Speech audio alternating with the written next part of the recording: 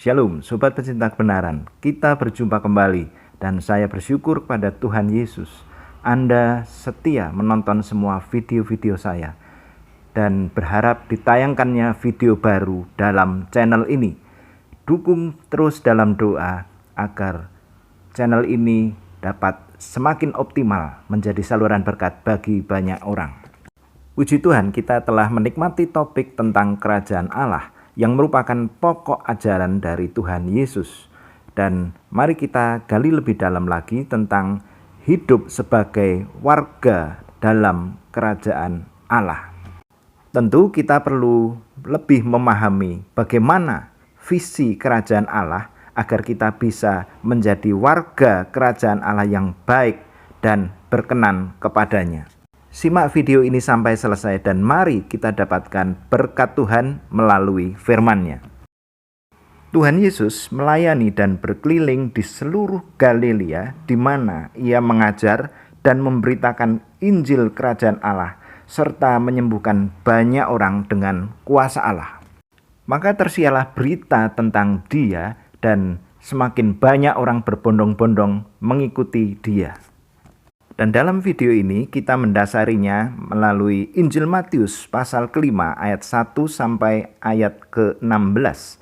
Di mana ketika Yesus melihat orang banyak berbondong-bondong dan datang kepadanya, lalu naiklah Ia ke bukit dan mulailah Ia mengajar mereka. Kita akan mengawalinya dari Matius pasal 5 ayat 3 sampai ke-12, di mana kita menjumpai ucapan bahagia atau sabda bahagia dari Tuhan Yesus yang merupakan bagian dari khotbah di bukit. Matius 5 ayat ketiga, berbahagialah orang yang miskin di hadapan Allah, karena merekalah yang empunya kerajaan surga. Miskin di hadapan Allah adalah orang-orang yang merasa tidak mampu. Ia tidak memiliki apa-apa, tidak memiliki jalan keluar untuk kondisi hidupnya. Namun mereka mau datang pada Tuhan dan berharap pertolongan daripadanya.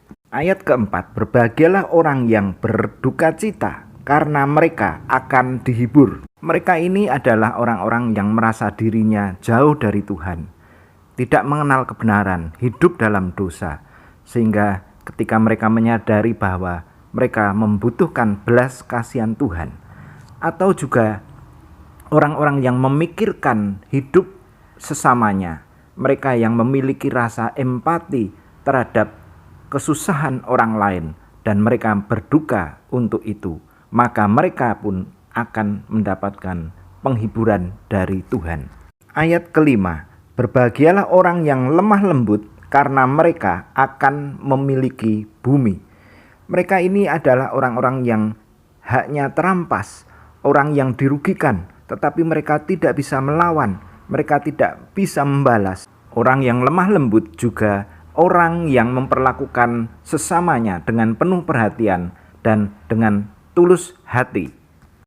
Mereka ini menganggap sesamanya sebagai ciptaan Tuhan yang berharga untuk dikasihi, orang-orang yang bermartabat.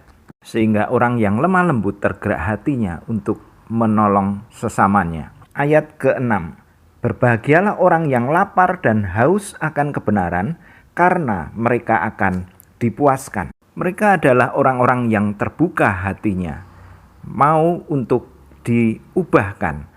Bahkan mereka berusaha untuk bisa mengerti firman Tuhan dan hidup sesuai dengan firman-Nya. Dan Tuhan berjanji mereka inilah yang akan dipuaskan. Matius 5 ayat ke-7, berbahagialah orang yang murah hatinya, karena mereka akan beroleh kemurahan. Mereka adalah orang-orang yang suka memberi dengan sepenuh hati. Memberi dalam arti kata adalah berbagi waktu, berbagi hidup, mungkin juga secara materi. Namun janji Tuhan adalah mereka ini orang yang tidak akan kekurangan. Matius 5 ayat ke-8, berbahagialah orang yang suci hatinya, karena mereka akan melihat Allah. Ini adalah orang-orang yang hidup sepenuh hati untuk ikut Tuhan. Bahkan mereka orang yang senang untuk diluruskan agar hidupnya berkenan kepadanya.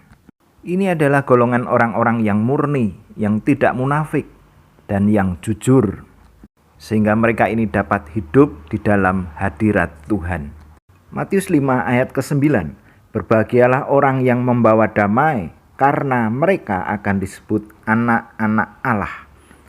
Orang-orang ini adalah mereka yang di mana kehadirannya selalu membawa kesejukan, membuat suasana menjadi nyaman, menjadi tenang, dan memberi jalan keluar bagi orang lain.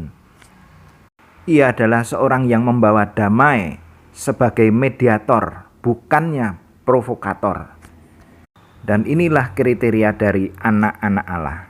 Matius 5 ayat ke-10, berbahagialah orang yang dianiaya oleh sebab kebenaran, karena merekalah yang empunya kerajaan surga. Orang-orang yang hidupnya lurus dan berbuat baik dengan tulus, walaupun di tengah-tengah lingkungan yang tidak benar, maka mereka berpotensi untuk ditentang oleh orang-orang yang merasa dirugikan, orang-orang yang tidak suka terhadap mereka yang hidup dalam kebenaran. Dan inilah yang menjadi hiburan dari Tuhan, bahwa mereka inilah adalah orang-orang yang empunya kerajaan surga. Matius 5 ayat 11 dan 12. Berbahagialah kamu jika karena aku kamu dicela dan dianiaya, dan kepadamu difitnahkan segala yang jahat. Bersukacitalah dan bergembiralah, karena upahmu besar di surga, sebab demikian juga telah dianiaya nabi-nabi sebelum kamu.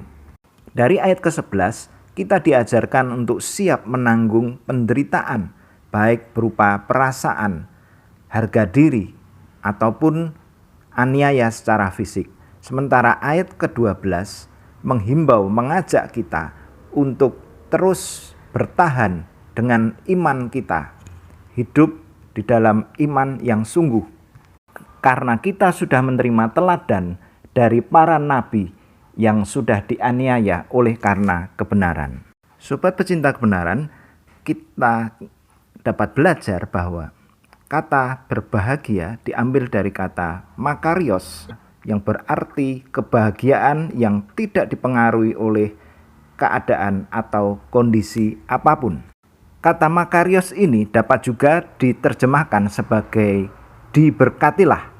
Dalam terjemahan bahasa Inggris, Matius pasal 5 ayat ketiga ini tertulis, Blessed are the poor in spirit, for theirs is the kingdom of heaven.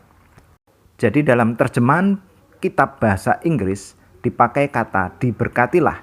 Dan yang menarik, Matius 5 ayat ketiga ini kita menemukan kata the poor in spirit, atau miskin dalam roh.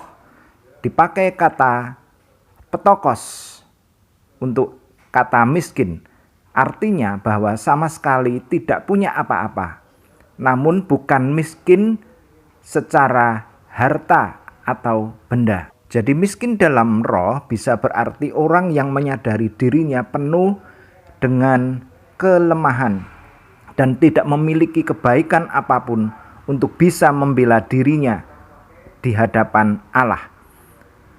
Dapat kita simpulkan bahwa betapa kayanya ajaran Tuhan Yesus, sehingga kita perlu belajar dengan lebih dalam lagi.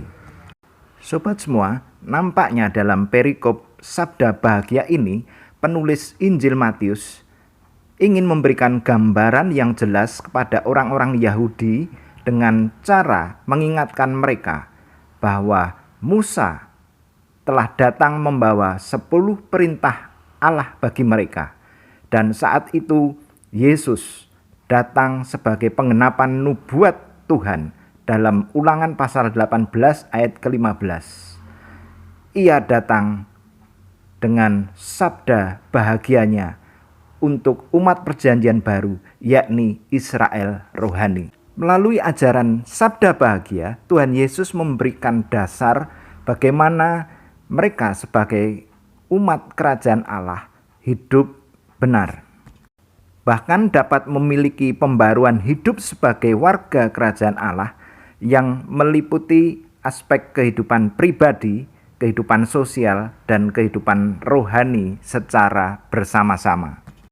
Mereka akan memiliki kebahagiaan dan diberkati karena memiliki karakter yang dewasa, bertolak belakang dari pandangan nilai-nilai kehidupan dari orang-orang dunia, di mana mereka mengejar kebahagiaan dan berkat itu dengan kekuatan dan kekuasaan untuk mendapatkan hiburan, untuk mendapatkan keberhasilan, untuk memiliki uang, harta yang banyak, memiliki hobi yang dapat tersalurkan, dan sebagainya.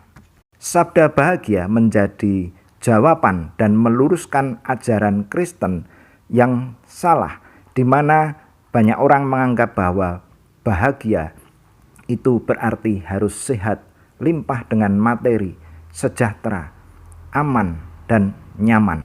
Sobat semua, sudahkah sikap hidup kita sehari-hari mencerminkan sabda bahagia? Sudahkah kita mengalami pembaruan dan hidup sebagai warga kerajaan Allah?